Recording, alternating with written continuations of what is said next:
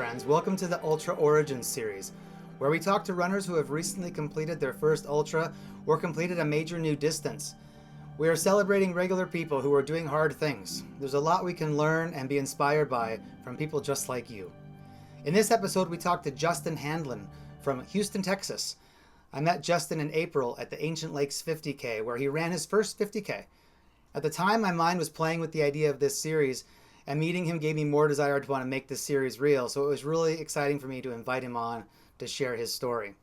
Justin talks about the significance of consistent training and shares how, as a father of 3 small kids, he sometimes had to get creative to get his training in. And through the magic of the internet, he spoke to us from Spain, where he and his family are traveling this summer. So let's meet Justin Handlin. Justin, thanks a lot for joining this new series on the YouTube channel. It's for a long time I've been wanting to have some conversations with folks who know the channel, but also who recently run their first ultra. And when I met you at Ancient Lakes, I'm like, oh my God, I gotta start this new series and get Justin on to help share his story. So thanks a lot for joining. It's exciting to Thank you get for to see having you me. again. Yeah, likewise. I gotta just real quick. I obviously had followed your YouTube channel before going to Ancient Lakes, and I knew you were gonna be there. And I think I even messaged you on a comment or something. But then the morning of the race, when I was going up to get my bib, you just happened to be like right in front of me. But you looked like pretty chilly, maybe pretty tired, like a little bit. I don't know if you had driven that morning, and you were like a little like just trying to get in the zone. So I just didn't even say anything to you because I didn't want to like interrupt your flow pre-race or whatever. But I was like, I think that was Wes, but hopefully I'll see him during the race. Yeah. Anyway, Yeah, that you was did sort of pointless. eventually introduce yourself during one of the aid station stops, and so I'm glad you did. Yeah. No, it was a pleasure to meet you there. And I think I don't know if you passed me and I passed you and you passed me. We're running roughly the same pace, I feel like. That's right. So Yeah. I think we saw each other at the aid station a few times. Cool. Yeah, so Yeah. we're going to talk about you are running your first ultra, your first 50K this last April at Ancient Lakes 50K.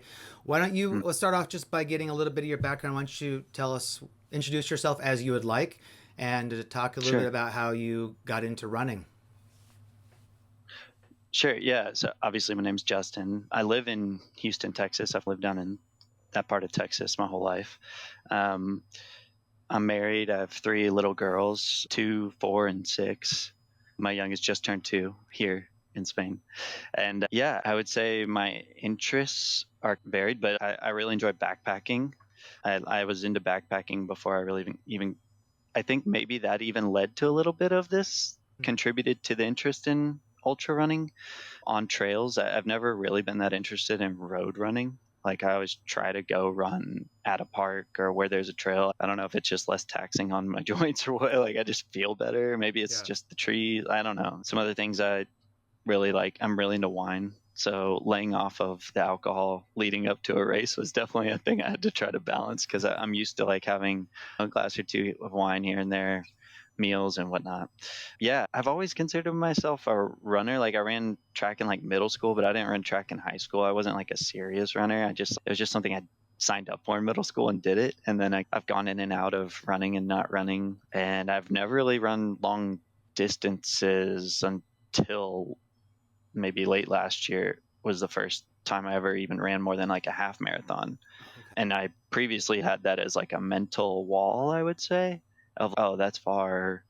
I don't know if I could run a marathon. And then I don't know if I always had heard people like, there's a big mix of, oh, if you run too far all the time, you're going to really damage your body or this or that. And I don't know if I wasn't afraid of it, but I was always just I don't need to run very far. I guess I just hadn't found the motivation to, if that makes sense. I don't know. I feel like I'm just rambling, but I started training for Spartan races last year with a couple buddies, Is that what got you and we into eventually got doing the up to longer distances? Is training for the Spartan? that's what got me back into running, just to get into shape to be able to do that event. Cool. And then we did like the 5K one, then the 10K one, and then we signed up for the half marathon one, and that was challenging. And then one day I was just I don't have a whole lot of free time with my children, but my wife had taken the kids out of town for 2 days, and I had 6 hours between plans on a Sunday, and I just went to the park, and it's a 5K loop, and I was just like, I wonder how far I can go before I have to go to these plans. And I ended up doing 28 miles, which Whoa. I'd previously never gone more than 13. So it was like, it just opened my mind to there's not a limit to how far you can go. It's all just what you decide and how far you're willing to push yourself. And so that was eye opening for me. And then at that point, I was like, okay, I'm signing up for an ultra, like a real one. And I started asking buddies. And of course, none of my buddies really run very far either. So they're like, no, I'm not going to do an ultra. But I did get a couple buddies to sign up for the 25K for Ancient Lakes, which was really cool having them Okay. there. Awesome. So So anyway, that first yeah, thing you that's did, how I you ended up. went and ran in the park. You ended up officially running an ultra that day. If you went 28 miles. Yeah. Yeah. That's Yeah. amazing. Yeah. It was, I didn't expect to go that far, but honestly, and I think I felt this way at Ancient Lakes as well, is I really just embraced being present right then and trying to have a positive, absorb the positivity from just the environment and how I was feeling.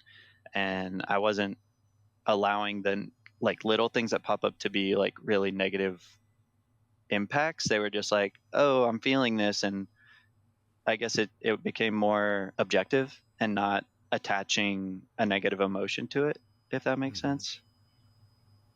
Hmm. And that was eye opening. So I guess that I learned from that experience that I was like, okay, afterwards it feels euphoric in a way. Um, Obviously you're sore and stuff physically, but I would say it unlocked some potential mentally, Yeah. psychologically. So you did the 28-mile park run, and that made you decide, okay, I'm ready to do an ultra. At Hmm. what point was that in the calendar, and where? Because you had, and then how did you choose Ancient Lakes was going to be the 50K you were going to run? Yeah. So I ran that right around Thanksgiving. It was like the weekend Oh, before Thanksgiving last okay. year. And then I get really busy with work in November, December, January, and February. And so I knew probably couldn't do an event in those months. And then I reached out to my friend who lives in Seattle. He lives in Suquamish. And we figured out a date range that would work for him to be able to do something too. And so Okay. I found that event based on the dates and wanting to go to Washington, and it all fit together. But I will say, on top of that, I feel like Ancient Lakes is a great first ultra because to me, the navigation was relatively straightforward Mm-hmm. and you're going back to the same aid station. So that just felt very first time friendly to me. Okay. And the second loop is something you've already run before. It's not the whole course is new. I don't know. All those things decreased the things I could be anxious about. It worked out. It was great, and I had a blast at the event. Really loved it. So then, what kinds of Um, things did you do to start training? I feel like your body was ready to run a 50K because you had clearly you'd proven that you could do the distance. So what did you do to get yeah, yourself ready to get to the starting line? What kind of specific training did you do? I'm curious to know. yeah. So definitely running that 20 mile that taught me a couple lessons because I hadn't. I think I even had a few drinks the night before because a buddy had come over. And then I didn't fuel anywhere near enough. I didn't have enough electrolytes during that, so I definitely I cramped a lot during that time. But I just was like I said, I was having a good time. But Yeah. so I definitely knew going into Ancient Lakes that I needed to stay on top of hydration and electrolytes big time. Like I didn't consume anywhere near enough electrolytes, but also calories. So that was definitely a lesson learned. But I would say for training, the biggest thing I started learning was like consistency is king. And I just needed to let go of the fact that I don't have a lot of opportunities to run long distances, but if I could run every day or even intraday, fit in little times where I'm like jogging around. For instance, at work, I started jogging like to the coffee shop or to lunch and back, no matter if it was hot or cold or whatever. And I think those little like 15-minute things made a difference. And then even like Houston's very flat, so Ancient Lakes also, I guess that's another reason it's beginner friendly, is it's not a ton of elevation, at least not compared to some of the much more intense ones. But I needed to prepare myself for that too, because even the amount that it had, I think it was between 3,000 and 4,000 feet across the 50K, which I would say I think it felt beginner friendly. Yeah. But I did stairs at work in my office building. I would just I work in a 30-story building, so I would just go up to the 20th floor and back up to the 24th and back a couple times a day. And I think that helped a lot. But I guess the biggest thing is, like I said, because it's consistency, it's you then have to just figure out ways to fit it in. Like, and then I did try to get in longer-ish runs, like once a week after negotiating with my wife. Yeah, that's challenging when you have young ones at home. It can be tough to get the time for your training runs in. Yeah. But yeah, I would say I'm relatively undisciplined when it comes to having a real training plan. I think that's somewhere I would like to grow if I started to continue to want to increase the mileage of the races I'm doing. Because I think if I was to step up to, say, a 50 miler, I would need to be a little bit more disciplined and serious about it just to be prepared properly. Yeah, it's interesting you say that. I was thinking that when I ran my first 50K, I did it with a plan that I found, I think, in a book. Might have been in Relentless Forward Progress, or maybe Hal Kerner's Field Guide for Ultra Running book. Anyway, I had followed a plan that wasn't specific to me. But what you just said about a 50 miler made me think that I hired my coach in 2017 specifically to get ready for a 50 miler, because for whatever reason, training for the 50K didn't scare me as much as the 50 miler scared me. Yeah. So I was like, I'm not sure I can trust a book training for that big of a distance. That's when I got started with a coach. So it's so funny, right? Because even now you're like, from 50K to 50 miles, not that big a difference. Maybe you feel that way, like after doing like a 250, and it's all these. And the only reason I'm thinking that way is because I have this limitation in my head of, oh, I've done a 50K, I can do that again. I haven't done a 50 mile. Who knows? It might be it's just all mental. I don't know. Totally. But I definitely would take it a little more seriously. Yeah. But yeah, I really enjoyed Ancient Lakes. So so it sounds like you did a great job of fitting training into just your normal life. I like the idea of running to the coffee shop, getting your time on feet just through your daily activities is a great idea. Okay, so you find yourself eventually in Washington with your friend to do Ancient Lakes, and this was the first time you'd ever been to that part of Washington, so it was a completely new area to you. But was it at all familiar? Because Eastern Washington is a hotter place than Western Washington, where Seattle is from. So for those of us who live on the western side of Washington, we look to the east side is very different. It's hot and dry, desert almost. But you're from Texas, so what was it like for you to be running in this location in Washington that was so different from the Washington you've experienced before?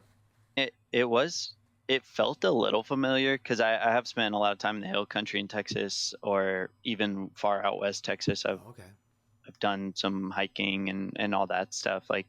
And I think I mentioned to you before, but it reminded me of parts of Big Bend National Park in a way. Just that kind of like high desert vibe. The flora was very similar. But I will say it's funny because I wasn't really worried about heat at all. But I was worried about being too cold in the morning because I'm just not used to really cold temperatures. So I was like, man, how many layers am I going to need in the morning? And then, of course, we get there and I didn't wear hardly anything because I feel like it was pretty warm even after the initial, like, first 10 minutes. It felt rather like perfect temperature. And then in the midday, it got actually pretty hot. And that way, I guess I felt conditioned to that sort of thing because most of the time I had been running at home, it was around those temperatures. So it really, like, temperature wise, it felt pretty good. And I think it's less humid than what I'm used to at home. So that was nice, not losing even more water. Well, Yeah. so you mentioned that you had learned from your first experience at your 28 miler, sort of about the need for hydration and fueling. When you went into this race, Mm. did you have any kind of strategy or plan in mind for what you were going to do for fuel and hydration? I just told myself like I would always be carrying.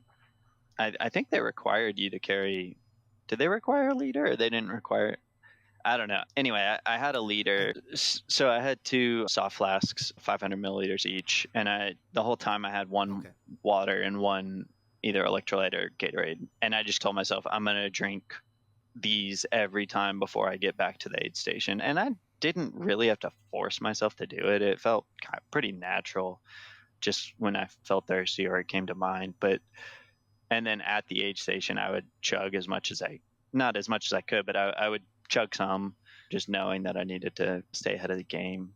But that's a nice thing about that course is you're going to hit the aid station every pretty frequently. There's that one longer stretch where on the last loop that I felt like one time I was like, oh, am I going to have to go without water for a little bit here because I drank it earlier and I was maybe I was moving slow for a few minutes or something. But yeah, I just approached it as, hey, drink plenty and often and don't try to conserve it or whatever. And it worked And out because how I about only had one calories? calories. I would say I had less of a plan I should have had. I think I could have been better Oh, about it, but I had plenty of food in my pack. So I had a let me see, I wrote down what the name of it. I had the Ultra Spire Alpha 4.0, which I think it has oh, 10 liters of capacity. It has plenty of capacity for what we were doing, but I definitely had okay. plenty of food in there. But then also, my plan was just every time you come into the aid station, eat, and that's what I did. I was eating peanut butter and jelly squares and bars and whatever else sounded good at the time. And I honestly felt fine from a nutrition standpoint. Yeah, I feel like I'd have to have a little bit better plan if I was doing longer races, probably, or maybe more Yeah. intense races, like maybe races that had more elevation or had a more extreme climate or something like that. I feel like maybe I'd probably have to just have a little more focus on those areas as to not do myself Hmm. detriment.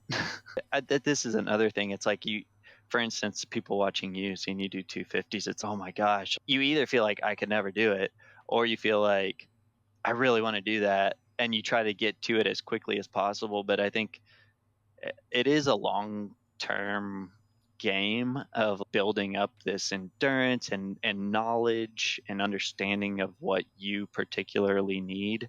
And so I felt like in that way, this race was perfect for where I was at. It was like friendly enough and not not too extreme in any one aspect that it felt like after doing it, I was like, oh, I'm so glad I chose that race as my first one. And then I got to meet you, and that was amazing too. And all the people there were wonderful. So it sounds like you had a pretty decent plan for your hydration and fueling, and obviously nothing went. It doesn't sound like you had any major problems. So I guess that's my question: is did you experience any unforeseen issues or problems during your first 50K? Um, I would say just some minor things. Like I did start cramping about halfway through, and it lasted maybe for 3 miles or so. And to combat that, I just was trying to eat more calories. And I started to as I was coming into the aid station, finishing the first half. And so Okay. I ate some pickles. I drank a bunch of Gatorade. I, I just consumed more. And then I just went a little slow for that coming out of there. And it lasted maybe 2 to 3 miles where I had some cramping in like one of my legs. And then it went away and I didn't cramp it at all the rest of the race. That was just felt pretty minor. And then I would say on the last lap to like the final 7 miles of the race, which I could feel you breathing down my neck. I think you were like right behind me. I was like, oh, I got to run a little Yeah. faster. It was good motivation, actually. It's all the little mental things you use to just go a little bit harder. But I think because I just wasn't used to running on rugged trails, like a lot of the trails I run on are very manicured in Houston. I my ankles maybe weren't ready for the amount of focus on where your steps have to be and not kicking rocks and to really avoid damage, like foot damage.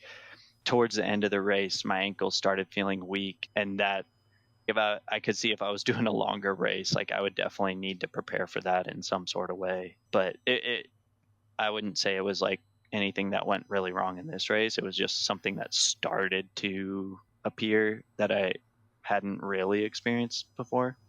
I think of those sorts of things, like really rocky bits, if you're not spending a lot of time training on that terrain, the ultras are where those will start to show up as giving you more problems than you would have expected because it's so different. So I could see how, as you're getting towards the end of all that, your body would start to be tired or just otherwise start to show more of the, I guess, show the experience that you've been going through for those several hours of being on that terrain. Yeah. Probably the only way a Right. good way to combat that is just to always train on those kinds of rocks so that now when you're on that course next time, your body's used to it. So it doesn't have anything to get concerned about. Yeah. No, definitely. I think, and there's other, even if I guess you don't have the terrain, maybe I don't have much of that kind of terrain in the city in Houston. So it's almost, I don't know, you can just stand on one leg for a minute every day when you're taking a shower. That's how I started trying to think of what I could incorporate to strengthen my ankles. Um, yeah, it's just little stuff like that that you start realizing like, oh, these things can cumulatively make a difference. Yeah. Yeah. Your comment about strengthening your ankles makes me wonder if you did any other kind of cross training or strength training work during any of your training. I did, yeah. So I can't remember if just you and me talked about it or if I talked about it a little bit on here of doing those Spartan races last year. And so I had been going to the gym and doing full body workouts. So I felt like I didn't have any problems with like my shoulder carriage, which I have had in the past during doing different things of just not having enough strength for long periods of time. And then I would say my lower body strength was in a pretty good spot, doing a good amount of lunges and body weight squats and different little things like that.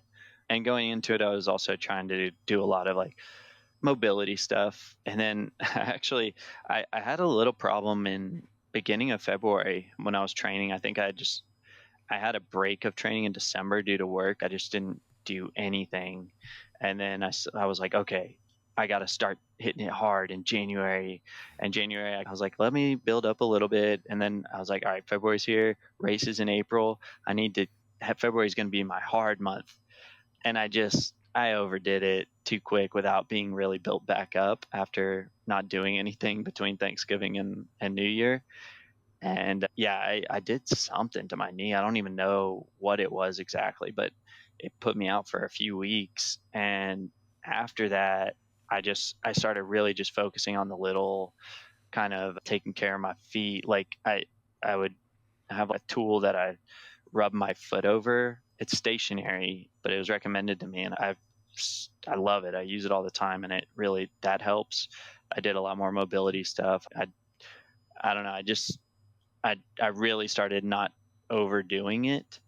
And then when it came to race, like I didn't feel any pain in that area the whole time. And I was really worried about it going into it. I wasn't sure if that was going to bother me, and I was anxious about it, but I never felt it. And I think it's just, I just, sometimes you got to go backwards to go forwards and focus on like basic movement things. I was doing a lot of body weight squats and things like that. And I think, or single leg stuff. It's stuff that when you're doing it, it feels like, is this even doing anything? And then, Yeah. but I think it does. It's all cumulative. And yeah, so yeah, it helped me out a lot. I'm really glad to hear that, and I think that it's really good to remember that that almost like the success of strength training isn't that you see that you're better or stronger, but that you don't get injured. Like it's almost like the Exactly. lack of Yes. reaction means that you're succeeding. Yeah. Which, yeah, Oh, and it can be counterintuitive. yeah. Okay. You had mentioned the training plans. I did after the knee thing, or I don't know what it was like on the outside of my knee on the lower Mm-hmm. side. So I don't know if that's some sort of ligament or whatever.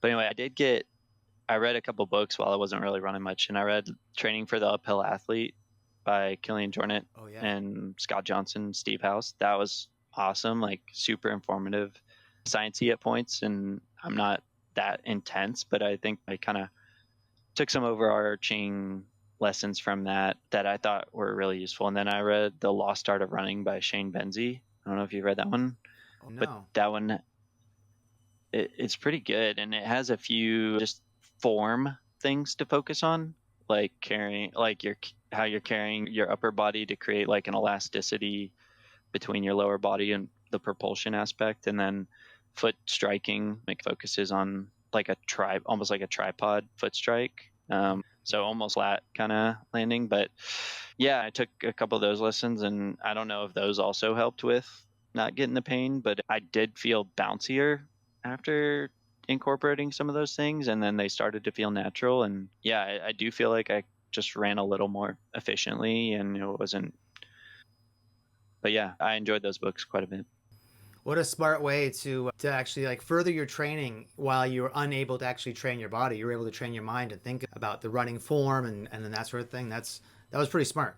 I think you'll be reaping benefits from that investment for years to come. Yes. By the way, have you ever read the book Breath or Breathe? I don't know which one it is, but I think I have it. I same think it was author who recommended wrote to me, and I think I Deep. got it, and I started it, but I need to get back into it. Did you have you read that?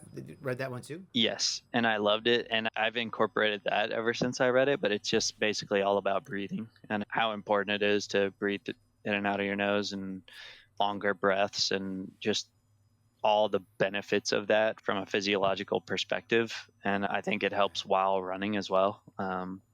Running, a lot of times you get into cadences where you're trying to focus on something, and a lot of times I end up focusing on breath, and that can get me through times that may be more difficult if I was focusing on some other thing, like some other physical ailment or something. Yeah. So yeah, I think focusing on breath helps.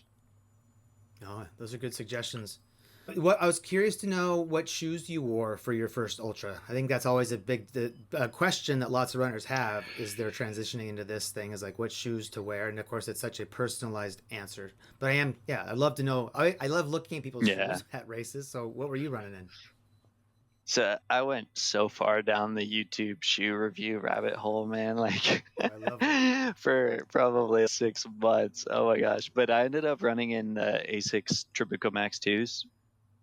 Okay. Um, they're pretty max cushion. I think they're like, they're gigantic. If I had them, I'd pull one up, but I loved it. I felt like it really shielded me from the terrain. I still could feel what I was running on, and they're not like, they don't feel as cushy as I think they actually are. So it's not like you're running on pillows, but it does feel like your feet are extremely protected.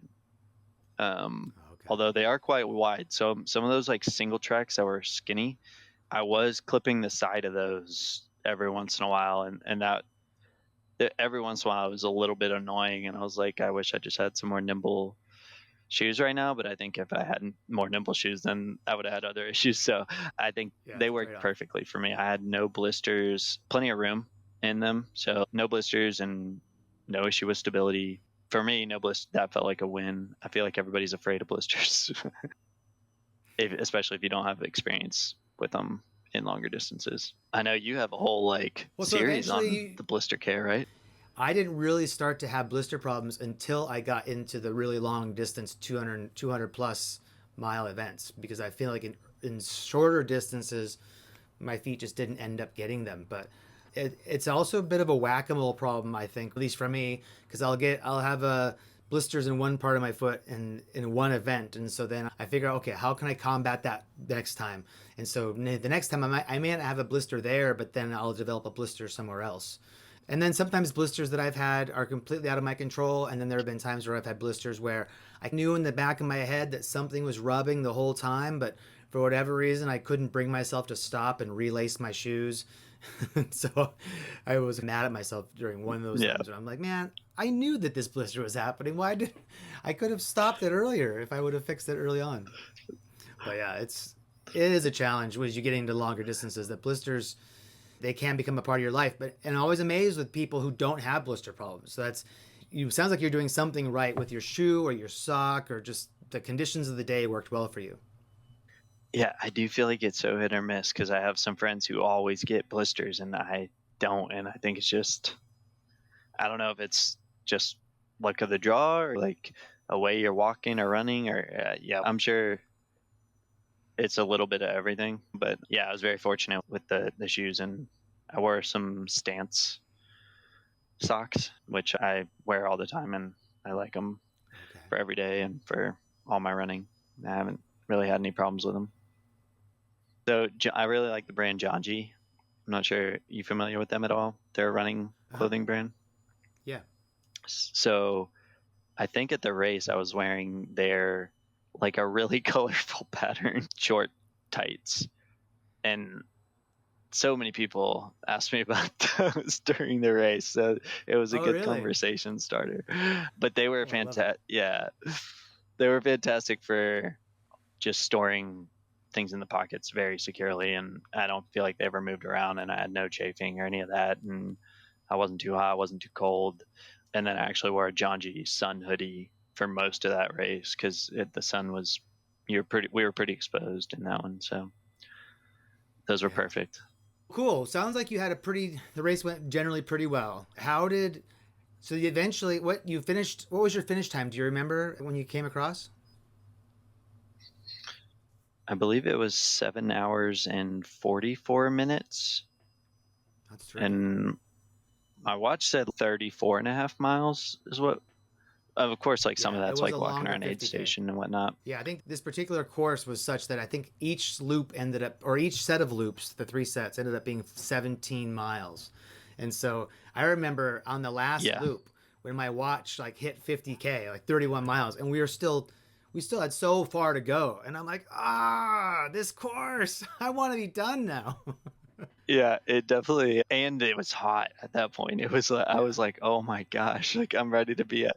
And I feel like the last loop was like really the hottest area as you went down towards the river. yeah. But yeah, yeah, I felt the same way. I was like, oh man, this thing never ends. So, how But did you have any good feelings coming across the finish line after finishing your first 50K? I'm curious. it felt good. Like I just felt like happy. I wasn't like overly emotional, but I was just like happy to see my friends. Honestly, like I, I just felt like I had a wonderful experience. Even in that moment, it Okay. was just like this was fantastic. Like I just wanted to go chit chat with people, and yeah, I felt proud of myself. But it just I just had a great time. I was like, I want to do more of this because these are the kind of ways I want to spend my time and around people with this kind of energy and all of that. It all painted a picture that I was like, this is like a community that I enjoy, and I even the solo aspect of it I enjoy. Yeah, it was like a good mix of all that.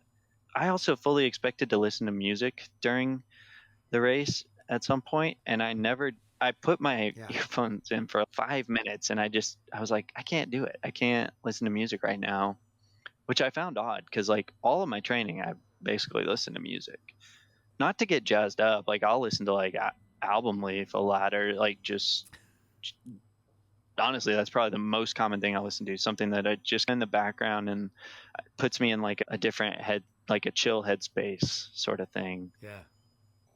But yeah, fantastic. Did your recovery from the event have any lasting impact, or how long did it take you to get back into feeling good again?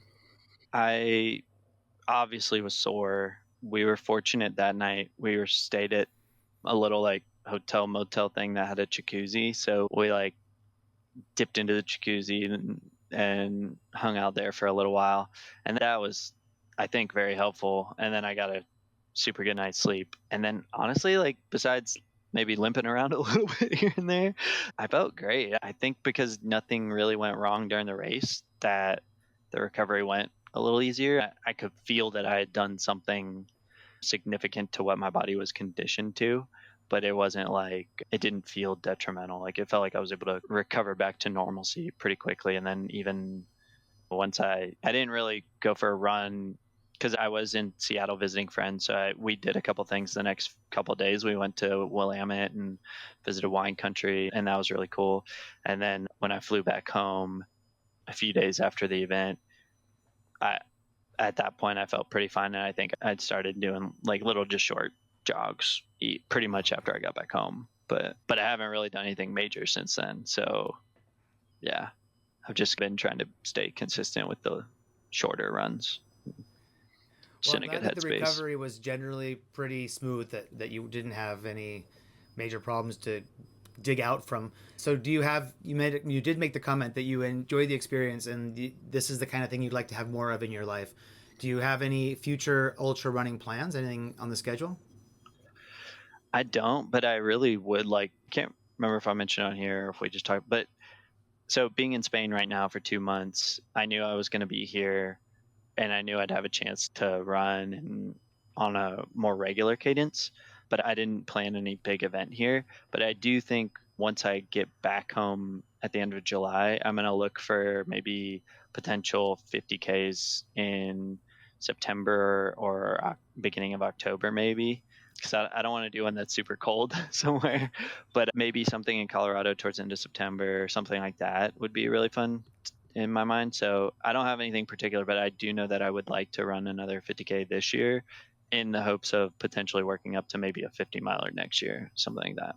That's what I've been thinking, but I haven't put it into full effect. Sure. Yeah. It sounds like a good vague plan. It's certainly something that you can, when Yeah. you're ready Yeah. to, you can turn it into a reality pretty easily. That's my hope. And some of it too is I liked incorporating doing something with my buddies. So some of it now is, hey, can I convince a buddy to go to Colorado the Right. weekend of that event? And if it's a yes, then I'm much more likely to do it. But and then if not, then maybe I pick a different event that works for another buddy or something. I don't, not that I can't do it without that, but that's because I'm in a time where I don't get many trips to go away from home. I like to compound them and get Sure. both effects. So I think then these are really special memories that you're creating for your life, and why not do it with people who are meaningful to you? Do it with your friends. I think that's a great way to, yeah, like I say, compound it. You get friend time, and do a cool race at the same time, or a cool running adventure. Yeah, I think that's really smart. the memory factor, like you mentioned, for sure, like it just became that much more of an experience. And even one of my the friend who lives in Houston that flew up with me to do this event, and he did the 25K. He had never run more than 3 miles in his whole life before he was like, yeah, I'll do it. And before the race, I think he ran 6 miles once, but he'd never gone anywhere near this like 17-mile amount. And so honestly, like in my mind, I was like, he just accomplished something that was like a bigger step for like where he was to what he did versus for me. So at the end of it, I was like so proud of him. And he was like, oh, you did. I was like, no, man, you accomplished something because you reached for something big, like compared to where you were. So that was really cool too, because we all had a cool growth experience, I guess you could Yeah. say. Ah, what that's a great story. And and that's really cool of you to recognize that in your friend too, and give him the good vibes and the congratulations. I don't know. That's like you say, the delta from where he was to where he went is pretty great. That's really exciting. Yeah, it was. I was like blown away. Is there anything else that you can take away from this experience that we haven't talked about that you'd like to pass along? Anything else you'd like to share? Man, no, I just think for anyone that's hasn't done something or is interested in it, all have different needs as far as what we need to do to prepare for it. But I just feel like it's a mentality that after you do it, you've unlocked something that you did not have before doing something like this. And not just to say that it has to be ultra running, but ultra running is a form of this. Like maybe some people it's alpinism or whatever, but I just felt, man, after doing that, it taught me something about being present and just enjoying the moment. And if you can just enjoy the moment, then you can do anything. Like no matter what the hardships are. And I was very fortunate to not have much quote unquote hardship, but um I saw other people out there that I felt like were suffering a lot more, and I was just like, man, I'm very fortunate. And yeah, like you ask people what you can, if they, what you can, if can you do anything for them? Of course, you're not doing it in a condescending way or anything like that. But it's just, it felt like the whole community out there was pretty awesome. So Yeah, that's really cool. I think it's something that we can all think about, to staying in the moment, like you say. It can be really a special appreciation for what you're doing, and to reflect back upon all the training and everything that led you to that point. There's it's Yeah, that's a great thing to take away from this, for sure. yeah, maybe one day I'll work up to a Cocodona 250 or something.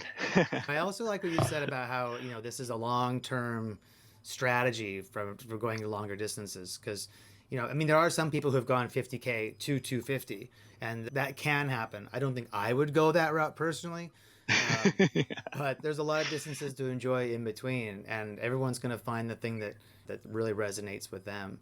So yeah, I do hope that you continue to run ultras, and that you find some other distances that invigorate you, and that you stay in the moment and just enjoy the community and move forward, and watch your growth. It'll be cool. Thanks a lot for sharing with us your journey to becoming a 50K ultra runner finisher. And it was great to meet you on the course. It was really cool when you said hi, and then I liked the fact later on that we got to run with each other on the course a little bit. That was Yeah. pretty special for me too. Yeah. Yeah, that was awesome. I actually ran with your buddy. Is his name Andrew? Yeah, Um, yeah. Andrew was there. maybe. Yeah. Yeah. So I think I ran with him before. I think talking to you, we just happened to be right at the same spot for a while, and we were just chit chatting about family and all that. And yeah, so I got to talk to him for a while, and I think the first time he actually came running past me, I'd been running with Andrew for a stretch, and I was stopping to adjust something or whatever, and that was right as I think it was right as we were coming down into the river gorge. But yeah, anyway, I appreciate you having me on this interview, and I really enjoyed meeting you, and I appreciate all the content you make, and it is inspiring, and your accomplishments are inspiring. I think it's cool that you're doing this series, so thank Yeah. you. Thanks, Justin. Yeah, you're inspiring too, and I think that a lot of people who are starting out can learn from your experience. So thank you for sharing. And yeah, and I look forward to seeing you out on the trails. And next time you come to Seattle, make sure you reach out. Maybe we'll see each other again. And enjoy the Yeah, rest of for your trip sure, in man. Spain. Yeah, definitely get a little trail run in. Oh, thank you. Yeah, I can't not enjoy it. It's amazing here. Yeah. All right. Great talking with you. All It was right. really good. Thank you. Thanks, Wes. Have a good day. All right, Justin, thanks so much for coming on. It was great to learn about how you got to Ancient Lakes in April. It was good to speak with you again. Thank you. If you have recently completed your first ultra, or recently completed a major new distance and would like to share your story here on this series, go to onwardendurance.com and click Ultra Origins at the top of the page. Thanks a lot for watching. I look forward to sharing more Ultra Origin stories with you. Take care. Bye-bye.